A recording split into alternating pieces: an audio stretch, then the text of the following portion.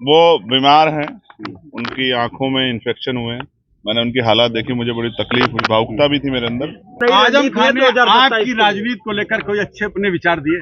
आपकी राजनीति को लेकर आजम ये खान मेरी उनकी बात है, ये जब वो बाहर होंगे तो वो आपके सामने में रखेंगे। आपसे कहे हैं तो आप तो कुछ बता सकते हैं। आपको बता दूं, जरूर थोड़े आपसे मेरी सारी बात को सच मानेंगे। चंद्रशेखर का कुछ वार्ता हुई है, राजनीतिक वार्ताएं कुछ हुई हैं। अब वो राजनीतिक लोग हैं तो दो राजनीतिक लोग मिलेंगे, राजनीतिक वार्ताएं भी होंगी।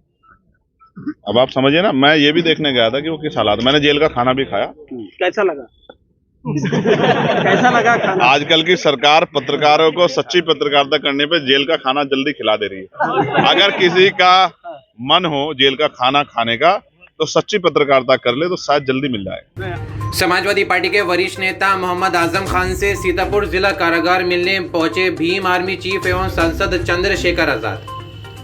लंबे समय से जेल में बंद समाजवादी पार्टी के वरिष्ठ नेता मोहम्मद आजम खान से मिलने आज भीम आर्मी चीफ एवं नगीना से सांसद चंद्रशेखर आजाद ने मुलाकात की है। वहीं मुलाकात के बाद बाहर निकले भीम आर्मी चीफ ने मीडिया से बात करते हुए मोहम्मद आजम खान का हाल चाल बताया। उन्होंने कहा कि आजम खान के हाल बहुत खराब हैं, उनका स्वास्थ्य ठीक नहीं है, उनकी आंखों में इन्फेक्शन हुआ है। चंद्रशेखर आजाद ने कहा कि मैंने उनके हालात देखे, मुझे बहुत तकलीफ हुई। उन्होंने कहा कि मैंने आजम खान साहब के साथ जेल का खाना भी साथ में खाया है। वहीं कल हुए उपचुनाव में भी चंद्रशेखर आजाद ने सरकार को आड़े हाथों लिया है। क्या कुछ कहा उन्होंने, आपको सुनाते हैं। आज प्रयास किया और वो सफल हुआ। मेरी मुलाकात हुई, काफी लंबी बात हुई और मेरा पूरा जो है ध्येय इस बात पे था कि उनकी तबीयत कैसी, क्योंकि मेरा उनका राजनीति से अलग एक बहुत करीबी एक दोस्ताना पारिवारिक रिश्ता है, तो मैं उनके मामलों को भी देख रहा हूं। जिस तरह से बकरी चोरी कराने में 10 साल की सजा, ऐसे एक होता चोरी करना एक कराना, ऐसे छोटे छोटे मामलों में बड़ी बड़ी सजा। और जिस जज ने उनको निर्दोष करार दिया वो जज शाम के समय तक ट्रांसफर होकर दूसरे जिले में चले जाते हैं। जिस तरह से लोकतंत्र की हत्या हो रही है, संवैधानिक संस्थाओं को कुचला जा रहा है, ये किसी छिपावा नहीं है। मैं उनसे मिला हूं, वो फांसी घर में है, जहां पहले फांसी दी जाती थी ना आजादी से पहले, उसी फांसी घर में हूं। मैं उनसे मिला और मेरा ये विश्वास है कि ये परेशानी के बादल जल्द छट जाएंगे। क्या माना जाए 2027 को लेके चंद्रशेखर जो भीम आर्मी के चीफ है, कहीं न कहीं नई सियासत गढ़ रहे हैं? आप ये सोचिए, अगर मुझे कोई राजनीतिक नफा नुकसान की परवाह होती तो मैं चुनाव से पहले उनके पास आता, क्योंकि अगर वो एक बार थोड़ा सा इशारा कर देते तो बहुत बड़ा परिवर्तन उत्तर प्रदेश की राजनीति में उपचुनाव में हो जाता। लेकिन मैं इसलिए चुनाव के बाद आया हूं कि ये मेरा जो रिलेशन है, रिश्ता, ये राजनीतिक ना होके वो जो मजबूत रिश्ता है, वैचारिक, व्यवहारिक, पारिवारिक। क्योंकि मेरे आज भी याद है जब मेरे ऊपर गोली चली तो वो बीमार होते हुए पूरे परिवार सहित आए और कई घंटे मेरे पास रुके, मेरे दुख तकलीफ को अपने दुख तकलीफ मान के, और मेरा साथ दिया उस समय। और समय समय पे अपनी पार्टी में भी अपने नेताओं से भी उन्होंने मेरे लिए लड़ाई लड़ी। तो एक अच्छा साथी होने के नाते मैं अपनी जिम्मेदारी अदा करने और उनके हाल जानने, जो कि बहुत खराब है तबीयत के तौर पे भी, किस तरीके का और जेल, आप समझ, जेल कोई अच्छी जगह तो नहीं होती। इस समय अपने हालातों के बारे में क्या बताया? वो बीमार हैं, उनकी आंखों में इन्फेक्शन हुए हैं। मैंने उनकी हालात देखी, मुझे बड़ी तकलीफ हुई, भावुकता भी थी मेरे अंदर। मैं सरकार से ये अपील करूंगा कि राजनीति में वैचारिक विरोध हो सकता है, लेकिन जिस तरह से पिछले कुछ लंबे समय से ये देखा गया है कि अपने राजनीतिक विरोधियों को सरकारी मशीनरी का दुरुपयोग करके सत्ता ने हटाने का काम किया, ये अच्छा नहीं। इससे ये पीढ़ी दर पीढ़ी चलता रहेगा, इसका खामियाजा फिर दूसरे लोगों को भुगतना पड़ेगा। अगर आप कुछ अन्याय करोगे तो कल आने वाले समय में ताकत आने पर दूसरा व्यक्ति भी अन्याय करेगा। कल जो जबकि उन्होंने मुझसे कहा कि हम बदले में नहीं, बदलाव में भरोसा रखते हैं, हम जन सेवा के लिए हैं और अब आने वाले कल में भी जनसेवा करेंगे। उनका आशीर्वाद मुझे हमेशा मिलता रहा। कल हुए उपचुनाव में जो जैसा रहा स्थितियां रही पूरे उत्तर प्रदेश में, उसको लेकर क्या कहेंगे? और पुलिस और सरकार ने कुछ दरोगाओं को, कुछ लोगों का सस्पेंशन भी किया है, उसे क्या मानते हैं आप? ये जो चैनल्स का आप लोगो देख रहे हैं ना, इनके एक शानदार पत्रकार को जिस तरह पुलिस ने और वहां के कुछ स्थानीय अराजक तत्वों ने जिस तरह से घसीटा, अपमानित किया, वहां के जिलाधिकारी को हस्तक्षेप करके उनको बचाना पड़ा। जिस तनाव में और जिस तरह की हिंसा में कल का चुनाव हुआ, शायद ही कभी इस तरह का चुनाव पहले हुआ। क्या आप 2000 किसी अधिकारी से बात करो, किसी कर्मचारी से बात करो, किसी मीडिया के बंधु से, सब लोग कह रहे हैं, क्योंकि मुख्यमंत्री जी ने इसको, उनको ये लगता है अगर वो कहीं उपचुनाव में लूज कर गए तो केंद्र में बैठी सरकार भाजपा की शायद उनको ना छोड़े। इस वजह से उन्होंने एडी चोटी का जोर लगाया। अधिकारियों को भी ये कहा कि मुझे ये सीटें जीतनी है, तो अधिकारियों ने भी पूरी जोर आजमाइश की और जनता ने लूटते हुए लोकतंत्र की लुटती अस्मिता को कल अपनी आंखों से मैंने कार्रवाई भी करी, पुलिस वालों को सस्पेंड किया। अच्छा, वो पुलिस वाले किसका काम कर रहे थे आप मुझे बताओ? अगर कोई गलत नहीं हो रहा तो सस्पेंड क्यों किए? ये तो वो हैं, मतलब आपकी चोरी पकड़ी गई तो आपने सस्पेंड किया, लेकिन जहां चोरी नहीं पकड़ी गई वहां तो हुआ है।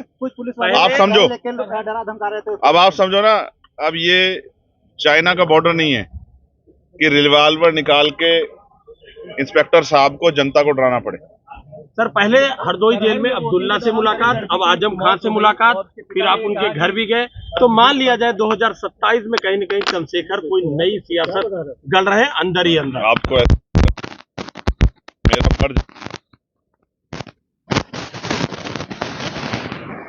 फर्ज ये होता है कि वो दुख के समय उनके साथ खड़ा हो।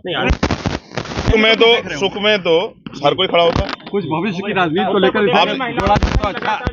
अब एक सवाल यहाँ से पीछे से आया था, ये वोटिंग के दौरान जो है गरीब लड़की की हत्या कर दी गई, उसके पिता ने आरोप लगाया कि सपा को वोट नहीं दिया इसलिए हत्या कर दी। झूठ बोलना अपराध होता है।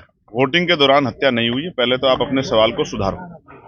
मेरी पूरी जानकारी में आया, जबकि उत्तर प्रदेश पुलिस मेरे अधीन नहीं है, मेरे नेतृत्व में काम नहीं कर रही है। पुलिस का बयान है कि हत्या वोट के मामले में नहीं हुई। तो मीडिया को गलत सवाल करने से और गलत बात को बढ़ावा देने से बचना चाहिए। हत्या हुई है, जिसने की है उसको इतनी सख्त सजा मिले कि उसकी कई पीढ़ियां याद रखे। इस बात में कोई, वो किसी पार्टी जुड़ा हो, चाहे समाजवादी पार्टी जुड़ा हो, चाहे किसी और पार्टी जुड़ा हो, सख्त कार्रवाई हो। अगर मैं कह रहा हूँ पुलिस का ही बयान है कि इसमें वोट का कोई इश्यू नहीं, अगर वोट के आधार पर भी हुई तो लोकतंत्र की हत्या है, तो उस पर 4 गुना। क्योंकि अगर बहुजन समाज के आदमी, बहुजन समाज के लोगों पे, यानी कि खुद कमजोर आदमी कमजोरों पे अगर अन्याय अत्याचार करता है, सामंतशाही जैसी व्यवस्था लागू करता है, तो फिर उसको तो दुगना जो है उसको सजा मिलनी चाहिए। उस पर एक धारा फालतू लगनी चाहिए। क्या नहीं आजम खान ने आपकी राजनीति को लेकर कोई अच्छे अपने विचार दिए?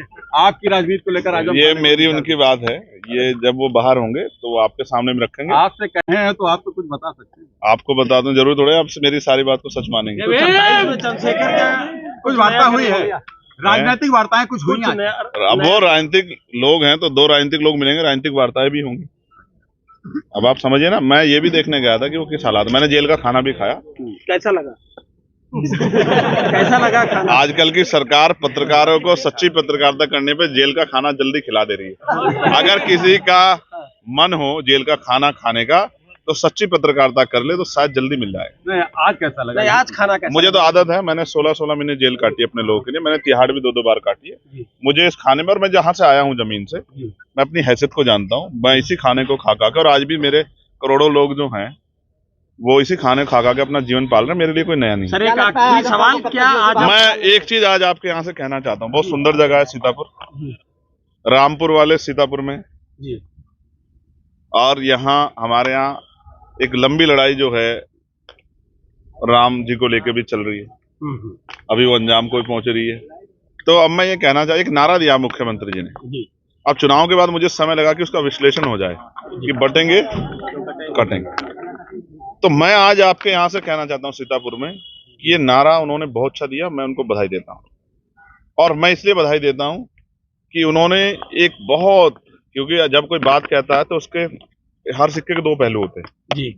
मैं ये मानता हूं कि यहां से हमारे लोगों को सीख लेनी चाहिए कि 6,743 जातियों में बटे दलित, पिछड़े वर्ग के लोग, आदिवासी लोग, अल्पसंख्यक लोग अगर बटेंगे तो समय समय पे सारे कटेंगे, इनके अधिकार भी छिन जाएंगे। जैसे आज गोरखपुर से शुरुआत हो रही है, विज्ञापन निकला है कि पटवारी, कानूगो, तहसीलदार, ये सारी भर्तियां जो है आउटसोर्सिंग पे होंगी। आप समझो ना किस तरह युवाओं के भविष्य का कत्ल किया जा रहा है, किस तरह संवैधानिक संस्थाओं के साथ खिलवाड़ किया जा रहा है। और जब ये आउटसोर्सिंग पे होंगी तो वो क्या न्यायप्रिय काम कर पाएगा? ये सब गरीबों की जमीन हड़पने के लिए सरकार ने हथकंडा अपनाया है। जनता इनको जो है समय समय पर जवाब देगी। एक बार ये जो नया नारा आपने दिया फिर से दोहरा दीजिएगा। मैं फिर आपसे कहूंगा, मैं धन्यवाद देता हूं, बधाई देता हूं मुख्यमंत्री जी को, क्योंकि उन्होंने जो नारा दिया उसका विश्लेषण हम लोगों ने निकाला कि उन्होंने ये नारा हम लोगों के लिए दिया कि हम 6,743 जातियों में बटे दलित, पिछड़े, आदिवासी यानी कि बहुजन समाज के लोग अगर बटे ही रहेंगे तो उत्तर प्रदेश में कटते रहेंगे, देश में कटते रहेंगे, इनके अधिकार भी छिन जाएंगे और इनके पास कुछ बचेगा भी नहीं। हम लंबे समय से बटे हुए हैं, इसीलिए आज हम रोटी रोटी के लिए, अधिकारों के लिए मोहताज हैं। हम बटना छोड़ दें, 6,743 जाति वाले इकट्ठे हो जाएं तो शायद इस देश में और इस प्रदेश में हमारे ऊपर जुल्म करने वाली ताकतें कमजोर हो जाए। बहन जी को लेकर क्या कहेंगे? मायावती जी को लेकर जिससे मुलाकात इनसे हुई है, कुछ बहुत अच्छे राजनीतिक रूप से दिन उनके भी नहीं चल रहे हैं। देखो, जैसे मैंने यहाँ एप्लीकेशन की तो इन्होंने परमिशन दी कि मैं मिलना चाहता हूँ। आप मेरी किसी तरह से उनसे मुलाकात करा दो। मीडिया के प्यारे साथियों, वो हमारी बड़ी है, हमारी नेता है, मैं उनका सम्मान करता हूं और आज मैं यहां से उनके दीर्घायु होने की कामना करता हूं। तो मिलना चाहेंगे। और देखो, आप नहीं जानते कि उनका आशीर्वाद मेरे साथ है। क्या 9 सीटों में से कहीं भी जाके प्रचार किया उन्होंने? मुझे पूरी छूट दी कि जाओ, जाके आप मेहनत करके ताकत बनाओ, क्योंकि आने वाली लड़ाई जिस तरह की सरकार और जिस तरह का नेतृत्व आज भाजपा का, उनसे आप ही मुकाबला कर सकते हैं। अंदर ही अंदर समर्थन है मायावती जी का। तो आपको क्या लगता है जल और कुल के अलग अलग होते हैं? बहुत बहुत धन्यवाद। आजम खान को कब तक बाहर निकालेंगे?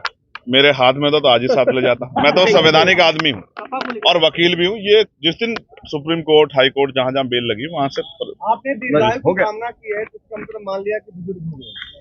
कमाल, मैं आपकी दीर्घायु की कामना करूं तो इसका मतलब थोड़ा क्या बात करते हैं? ये संतों गुरुओं का देश है। यहाँ दीर्घायु कामना तो आदमी अपने से छोटे और बड़े दोनों के लिए करता है। क्या 2000 मैं मीडिया के साथियों के लिए भी कामना करता हूँ। सच्चाई बोलने पे गोलियां लग रही हैं, कुछ छिपा हुआ नहीं है आपसे। एक पत्रकार साथी की हत्या हुई थी, अभी मैं गया था।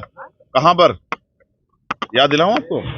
सैनी नाम के एक पत्रकार थे फतेहपुर में। और तो इसलिए आपकी भी दीर्घायु ने कामना कर रहा हूँ, किसी दिन सच्ची पत्रकारिता में कहीं पता नहीं क्या हो जाए। धन्यवाद।